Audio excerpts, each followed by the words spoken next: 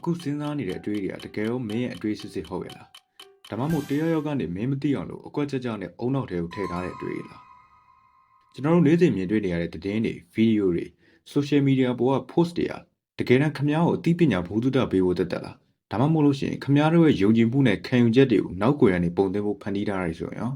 okay တမိုင်းတစ်လျှောက်မီဒီယာဆိုတာနိုင်ငံတနိုင်ငံရဲ့စတုတ္ထမန်တိုင်း fourth estate ဖြစ်တည်ရှိနေတာတော့သိမှာပါသူ့ရဲ့အဓိက role ကတော့အစိုးရရဲ့အာဏာကိုထိန်းသိမ်းပြီးတော့ပြည်သူရဲ့အတန်ကိုထုတ်ဖော်ပေးတဲ့အင်အားစုတစ်ခုလို့မှတ်ယူနိုင်ပါတယ်မီဒီယာကဘယ်လောက်ထိအရေးပါလဲဆိုလို့ရှိရင်ကမ္ဘာသမိုင်းမှာဖြစ်ခဲ့တဲ့အမေရိကန်နဲ့ဗီယက်နမ်စစ်ပွဲရဲ့ပဋိပက္ခယူတော့မှရပ်တန့်စေတဲ့အထိမီဒီယာရဲ့စွမ်းအားအင်မတန်ကိုအရေးကြီးပါတယ်ဒါပေမဲ့ဒီလိုအစွမ်းတက်တဲ့မီဒီယာနှစ်ပတ်ချွန်ဓာတ်သွားလို့ဖြစ်နေရော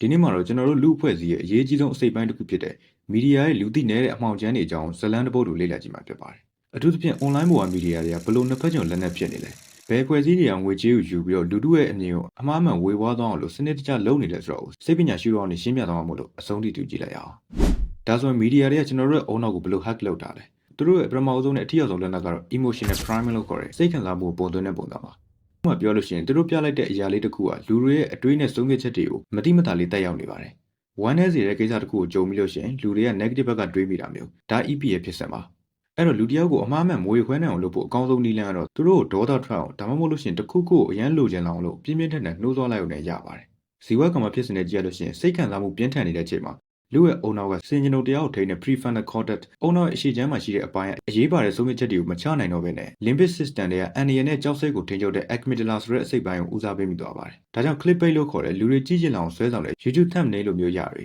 ဒီလိုຢာတွေကိုမြင်လို့ရှိရင်မင်းယုံမှာမဟုတ်ဘူးတော့9မိနစ်တွင်ငွေရှာနိုင်တဲ့နီလန်းတို့ဒီလိုမျိုးတင်ဆက်မှုတဲ့သတင်းတူတွေကကျွန်တော်တို့ရဲ့အခြေခံကြဆုံးစိတ်ခံစားမှုကိုပြစ်မှတ်ထားပြီးတိုက်ခိုက်နေတာပါနောက်တစ်စိတ်ပိုင်းဆိုင်ရာထောင်ချောက်တစ်ခုကအမှန်တရားကိုထင်အောင်ထင်မှားဖြစ်ခြင်းပါလိန်ညာမှုတစ်ခုကိုခဏခဏကြားနေမြင်နေရလို့ရှိရင်ကျွန်တော်တို့ရဲ့အုံနောက်ကအဲ့ဒါကိုအမှန်တရားလို့မှတ်ယူသွားတတ်ပါတယ်ဆိုင်းဒီဆိုင်ရဲ့ရေလိုက်ငားလေသချင်းတွေရလို့ပေါ့အစင်ပြေသလိုသာနေလာခဲ့ဒိုးမှအစင်လာခိုင်းမြဲလို့ကြာလာတော့ချောင်းအောင်မြစ်ဖြစ်တော့မယ်အတိတ်ကအမှားတစ်ခုမှပဲနေသားကြနေလို့ရှိရင်ကြာတဲ့ခါမှာအဲ့ဒီအရာအမှန်ဆိုပြီးတော့ဖြစ်သွားအောင်ဒါဆိုလို့ရှိရင်ခမားကောင်းထဲမှာရှိနေတဲ့အတိတ်ကဘ ഹു တုတနဲ့အတွေးခေါ်တွေရောအမြဲတမ်းမှန်နေဆိုပြီးတော့အတာဆိုရင်လည်းလက်ခံထားတော့မယ်လား online ပေါ်မီဒီယာတွေကဒီ theory ကိုသုံးပြီးတော့သတင်းမှားတွေကို page ပေါင်းစုံ channel ပေါင်းစုံကနေပြီးတော့အချိန်နဲ့တပြေးညီဖြန့်ဝေကြပါတယ်အမှားတစ်ခုကိုခမား page တစ်ခုထဲမှာမြင်မယုံပြီးမဲ့ page 9ခု10ခုလောက်ကတပြိုင်တည်း post တွေတက်လာရင်တော့မယုံကျင်တဲ့စိတ်ကနေဟုတ်ချင်လည်းဟုတ်မှာပေါ့ဆိုတဲ့ပုံစံပြောင်းသွားပါလိမ့်မယ် okay ဒီမှာခမားတို့သိချင်တဲ့အကြောင်းအရာလာပါပြီ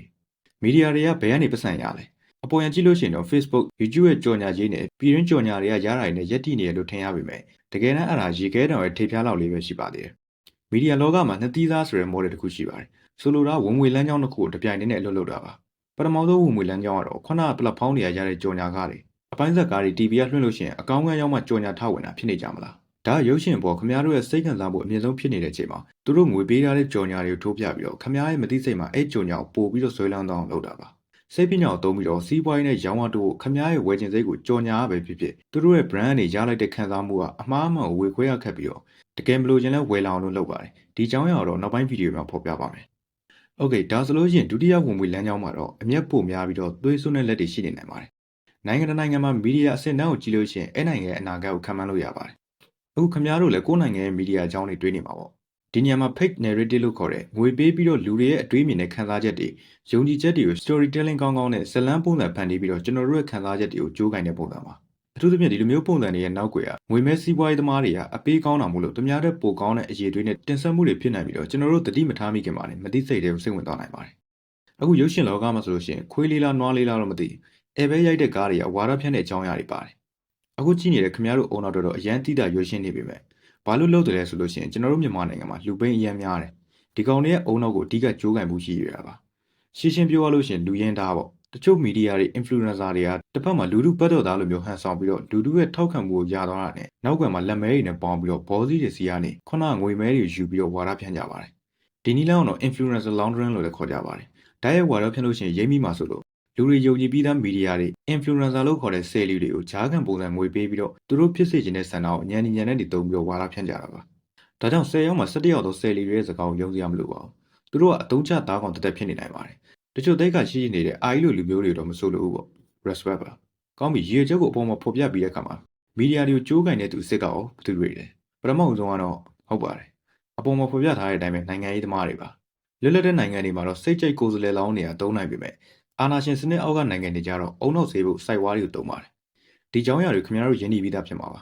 နောက်ထပ်ပုံစံတစ်ခုကတော့ corporation သူတို့ရဲ့ထုတ်ကုန်ဒါမှမဟုတ်လို့ရှိရင်လောက်ရမှားတဲ့အပေါ်ဝေဖန်မှုကိုဖုံးကွယ်ဖို့အတွက်တခြားမနာလိုတဲ့ပြိုင်ဘက်တွေကိုအပုတ်ချဖို့မီဒီယာတွေကိုငွေပေးပြီးတော့ကြိုးကန်ကြပါတယ်။ဥပမာခွေးတို့ပေါက် TikTok ကတက်လာတဲ့တောကြိုက်လောက်တဲ့ကောင်မလူယိုးလူပိန်းတွေဖြူစင်မှုကိုအသုံးချပြီးတော့ copyright မတောင်းဘဲနဲ့သူများသချင်းတွေကို equalizer အကောင်းစားတွေနဲ့အတန်ပြင်ပြီးတော့စိုးနေပါတယ်လို့ပြောမယ်စား။ပြည်သူချစ်တော်မင်းသမီးလေးကတော့တေးတန့်ရှင်ဘသူ့ရဲ့သချင်းကိုအကောင်းမှုဆုံးအတန်နဲ့လိုက်ဖန်ကိုဖျော်ဖြေသွားပါတယ်။ဒါပဲမီဒီယာရဲ့အနှစ်သာရဆိုတာအကြောင်းအရာတစ်ခုကိုပဲစကားလုံးသုံးနှုန်းတာလေးပုံမူတည်ပြီးတော့အကောင်းဆုံးဝေခွဲမရအောင်ဖန်တီးနိုင်ပါတယ်။နောက်တစ်ခုက foreign interest တိုင်းပြည်တစ်ပြည်ရဲ့တည်ငြိမ်မှုပြတ်ပြားဖို့ဆိုလို့ရှိရင်ဒါမှမဟုတ်သူတို့အလိုကျဖြစ်ဖို့ဆိုလို့ရှိရင်တချို့မြန်မာလူမျိုးမီဒီယာတွေကြတော့တိုင်းတစ်ပါးငွေကိုယူပြီးတော့ကိုယ်တိုင်းပြည်ကြရက်ပို့လောက်အောင်ရေးကြပါတယ်။တချို့ NGO တွေကိုဖိတ်ခေါ်ဖို့မြောက်ပြဆန်တောင်းမယ်ဆိုပြီးတော့နေဆက်ကတောင်းကျန်းသူဆိုတဲ့ကောင်တွေကိုပေါင်းပြီးတော့ကြည်တွေဖောက်စစ်ပွဲတူတွေဖန်တီးကြတယ်။ဒါကိုမီဒီယာတွေကနေ share ရိုက်တာတွားရှုပ်လို့တော့မရအောင်နော်။တကယ်ရုပ်ရှင်နဲ့ရောက်နေတယ်လို့မျိုးကြိုက်ပြတာ။အဲ့ဒါတွေပြပြီးတော့ဆန်တောင်း1000ပေးလို့ရှိရင်900လောက်ကိုဖြတ်ကုတ်မြေပြင်ကို100လောက်ပဲရတယ်။မီဒီယာလောကအခုပြောနေရတဲ့ပို့ပြီးတော့ကျေပြတ်ပါတယ်။ကျွန်တော်လည်းလောတွေကိုမကြီးအောင်တိုင်းထွန်နဲ့ပြောနေတော့တချို့မပြောပြတဲ့အကြောင်းအရာတွေကိုခင်ဗျားတို့ comment မှာမျှဝေနိုင်ပါတယ်။ Okay ဒီနေရာမှာအရှုပ်ထွေးဆုံးတဲ့ web page viewer တစ်ခုပြောပြပါမယ်။ Control opposition အတိုက်ခံလုပ်ပြီးတော့ထိန်းချုပ်တာပါ။အများကြီးပြောပါဦး။မြန်မာပြည်မှာလည်းအဲ့လိုပွဲတွေရှိပါတယ်။ဒါကဘာနဲ့တူလဲဆိုလို့ရှိရင်ကလေးတယောက်ကိုအယုတ်ဆိုင်သွားမယ်ဆိုပြီးတော့ဆိုင်ရှိရောက်ခံလေးကြမှာလန်ဒိုဝါကနေကြောင်းကိုခေါ်သွားတယ်လို့ပေါ့။စီးပွားရေးဖြစ်ဖြစ်ဘာညာစနစ်တစ်ခုဖြစ်ဖြစ်အဲ့ဒီ minor ကိစ္စတွေကိုတိုက်ရိုက်ထောက်ပြဝေဖန်ပြပေမဲ့အရေးကြီးဆုံးပြပြင်တဲ့မေးကြတော့အသာလေးကွေ့ပတ်ပြီးတော့မထီအောင်ကြော်သွားတဲ့ပုံစံပါ။ဒါပြင်မြင်တောင်ထပ်ပြောလို့ရှိရင်အာယုံလွဲမယ်။ပျော်ပွဲရှင်ပွဲတွေကိုရိုက်ပြမယ်။စာပိန်းပြည်သူတွေကပွဲကြိုက်တော့ line ပေါ်မှာပွဲစုအောင်ဖန်တီးမယ်။ဒီလိုလုံးနိုင်တာမီဒီယာရဲ့အားနဲ့အပြည့်အဝတက်ရောက်တဲ့ပုံစံပါ။အများမှာအုံနောက်ရှိတာပဲ။ဆိုတော့အရေးကြီးဆုံးပိုင်းနောက်ဆုံးအနေနဲ့ဒီလိုမမြင်ရတဲ့ကြိုးတွေကိုကျွန်တော်တို့ဘယ်လိုမျိုးကာကွယ်ကြမလဲ။ပထမဆုံးကတော့ pause before you react မတုံ့ပြန်ခင်မှာခဏလောက်ငြိမ်သက်လိုက်ပါ။တည်င်းတစ်ခုကိုမြင်မြင်ချင်းပဲဒေါသထွက်ပြီးတော့ဝင်ကြည့်မိတယ်။လင်းချလိုက်တယ်လည်းအတင်းဝင်တယ်အောင်ကြားဖြတ်နေဖြစ်နေအောင်ပဲခမရဝမ်းနေသွားတယ်ဒေါသထွက်သွားမယ်ဆိုလို့ရှိရင်ခမရကိုတယောက်ယောက်ကကြိုးကန်ဖို့လုပ်နေပြီလို့တွေးပြီးတော့စိတ်ခံစားမှုမပါတဲ့အချက်လက်ကိုရှာပါဒုတိယအနေနဲ့ကတော့ cross check line ပေါ်စကားဆိုလို့ရှိရင်တော့ source ရင်းရင်းမြစ်ကိုဘယ်ရလာလဲပေါ့စသဖြင့် post ခုကိုတွေ့ပြီဆိုလို့ရှိရင် account စစ်ပါ account တူကြီးဟုတ်မဟုတ်ဒါကြောင့်ယုံကြည်လို့ရတဲ့သတင်းမီဒီယာ၃ခုလောက်ကိုအရင်ဆုံးတိုက်စစ်ပြီးတော့စစ်ဆေးကြည့်ပါဒီသတင်းကတကယ်ရောမှန်ရလားဂျင်းလားခမရမီဒီယာရဲ့အစွမ်းကို short တော့လို့မရအောင်နော်အကယ်အဲ့ဒီယုံကြည်ရတဲ့ဆိုတဲ့မီဒီယာကတော့မှပတ်စံအများကြီးရလို့ပတ်ပြောင်းသွားရင်နော်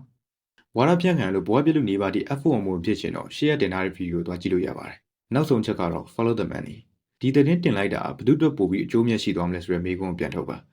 နောက်ဆုံးပြောရရင်မီဒီယာဆိုတာဓာတ်တစ်လက်လိုပဲအဲ့ဒီဓာတ်ကိုကင်တဲ့လူကဘယ်သူလဲဆိုတော့ခွဲခြားတတ်ရပါမယ်တခါလေကျလို့ရှိရင်ဓာတ်ရုံမပါတဲ့သုံးသီးသားမီဒီယာတောင်ဖြစ်သွားအောင်ပါ